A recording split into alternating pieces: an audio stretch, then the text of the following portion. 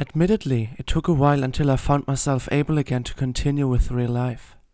Every time I was in such a void consisting of thought, problem and solution, hope and frustration, I was kind of captured there until it magically went away, for example by some outer influence, resolving me from my shackles.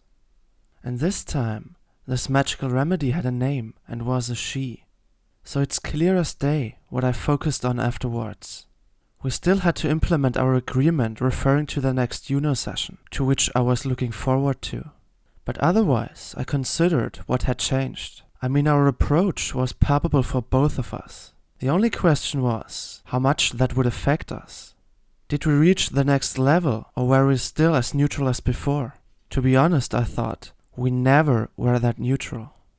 In retrospect, there was something right away when we encountered each other. And that was what I was referring to when I asked if something between us had changed. The threshold between I like you and I love you was so damn hard to distinguish that I saw in it the occasion to stay passive. Once more observing was on my to-do list.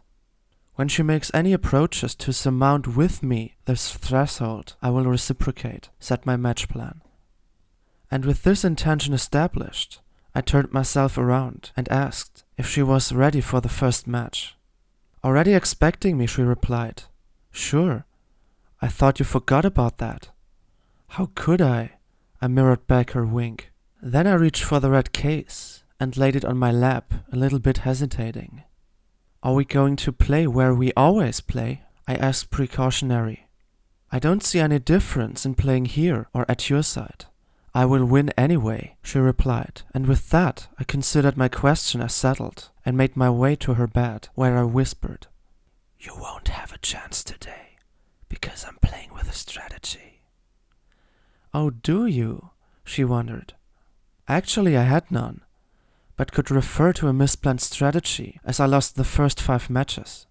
Obviously, I had a lot of bad luck then, but all in all, the proportions were more than pleasant. I was lucky with the right things, and also unlucky with the right things. Sounds strange, but to formulate it wisely, as Chloe or Dr. Bush would have done, balance is always there, sometimes pleasant and sometimes not. Luck comes with bad luck and vice versa. Just like everything is complemented with its counterpart. I was a little bit astonished by myself when I thought about that it came out of the blue. I strongly assume that Chloe rubs off on me, I concluded. But it was nothing bad at all. I was rather fascinated by that than scared.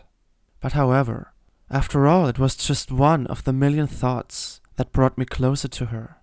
So meanwhile, it was not only a physical closeness, as we perpetually had some sort of contact, but from then on also a mental one. I kind of understood her more and more, started to think like her, although that might stir up a paradox, since how can I understand someone when I know next to nothing of that person?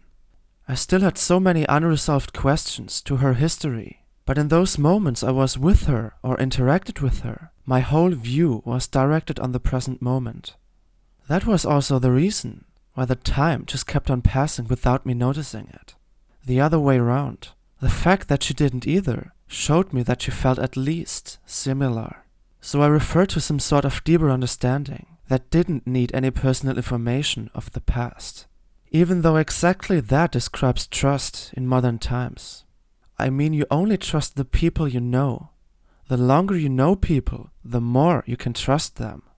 But in my opinion, that is not trust, but instead assessment. So transferring that to Chloe and me, I'd say that we shared mutual trust, even though I knew nothing of her, and she only knew about my current situation, which depicted only a small percentage of my whole life. After all, that was another indicator of a deeper connection, because blind trust without an essence of intuition, an essence of deeper knowing, is naive. And the bond between Chloe and me appeared way too solid to be such an illusion. I mean, the fact according to which we accomplished it yet again to delete 4 hours from the clock spoke for itself. Right when we realized the time span we bypassed throughout the evening, we considered calling it a day. But something just kept us playing. Maybe the fact that we introduced a value system for the cards we left on our hands when someone entered the game. prior, we had agreed on writing down our score, starting with the first match that evening.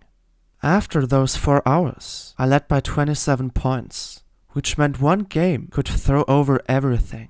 And me in my generous mood gave her that chance. Bad only that we didn't come to an end. Whenever the sides had changed, the player with less points objected the same argument that led initially to that extra time, so to say. It was a typical match ball situation that couldn't be brought to an end.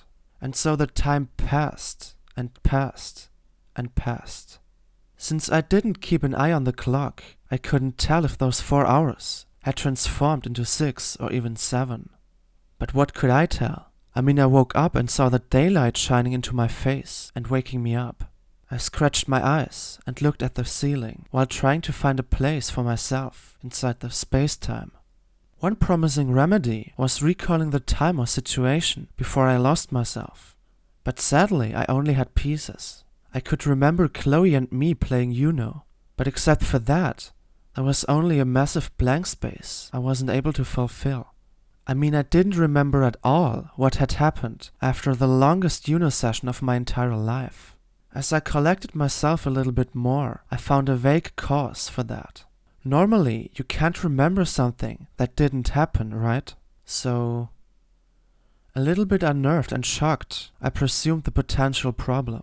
Did I ever return to my bed? I twisted my head a little bit and saw something laying on my chest. Some kind of note.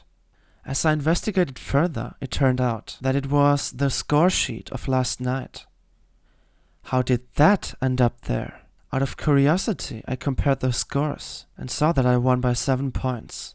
779 to 772 for me. But that arose only further skepticism. How many games did we play, considering how long it takes to reach 700 points while playing 1 versus 1? After all, we had supposedly an average of 20 to 30 points per game. No one played too risky and gave points away deliberately. So yes, 30, 40, or even more games I apprehended. When I raised my gaze a little bit, I looked at the course of the game and I saw at least 100 two-digit numbers popping up above the result. I returned to the bottom once more, and that was when something remarkable fell into my sight. The results of the entire game were written in another font compared to the single game results. And that astonished me severely, as I concluded that it wasn't my own style of writing. I couldn't help it, but inside me dominated something like a thought, which told me that the situation was extremely fishy. In a different way, I could assume what it's like to experience a mental blank and how much effort it requires to catch up with the presence. Even though I didn't consume alcohol at all, I was inside a hospital anyway, so alcohol couldn't contribute to finding the solution. As I gazed at the ceiling again, this time a little bit more awake, I witnessed another anomaly. The smoke detector that was situated right in front of the entrance. To be exact, it was right over Chloe's bed, because I remembered well that I once joked with her that she shouldn't smoke in her bed, otherwise she caused an alarm. In my current state of mindfulness, I could only conclude a couple of possible meanings behind that fact. When the smoke detector is now above me, and normally it is above Chloe's bed, then my eyes widened a bit as I slowly twisted my head to my left. To my surprise, I saw an empty bed, which was the occasion to return to that ominous handwriting anomaly. Maybe the handwriting was not the only thing that wasn't mine. I investigated further and saw the red case lying on the crumbled bed. I even gained sight on the bedside table alongside that bed, on which my smartphone was laying. All those puzzle pieces only fortified my apprehension to be there where I haven't left to go to bed. In short, I assumed myself involved in an unintended sleepover. So there is only one final way to gain certainty. I motivated myself to also investigate what was to my right. So I slowly tilted my head, just in the exact manner as I did when my pain was the reason to move my head 1 centimeter at a time. Some moments later, When I had inclined my head further, I noted this pale white blanket laying on top of me, and regarding that, why the heck am I covered with it? Once more, I didn't remember even the slightest spark of such an event that could have explained that. So then again, driven by the urge to solve the moment, I completed the movement and gained sight on a black object being perfectly visible due to the black-white contrast. Without exaggeration, my body jumped and shrank back so that I almost fell out of the bed. What I saw was Chloe. She laid there, not many centimeters separated from me, with her eyes still closed. Luckily, my rash motion didn't wake her up, but that wasn't my concern for any longer, for I was solely asking myself how I landed there. I tested a little bit whether she slept deeply, and since I evaluated that as confirmed, I raised the blanket slightly to go back to my bed in hope that time just forgets. But as if things weren't weird enough, I suddenly heard the door opening. That was when I literally prayed, please, don't, just no. Sadly, my prayer was delivered too late, so that the door opened further and the person came inside. I tried to hide under the blanket with only my eyes looking out halfway, but I quickly saw that the only way to save myself was, well, actually there was none, and due to that, I just bit my tongue and endured the shivers. My hope then referred to a routine visit in which the nurses investigated the rooms. Wait. If that's true, I'm also screwed, I denied my hope. No matter who it was, the fact that I wasn't inside my bed brought me clearly in a predicament. And the problem was how I explained that, first and foremost to Chloe.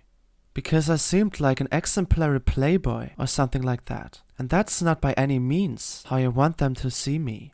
So as long as I wasn't able to spontaneously teleport myself 3 meters left, I had to improvise.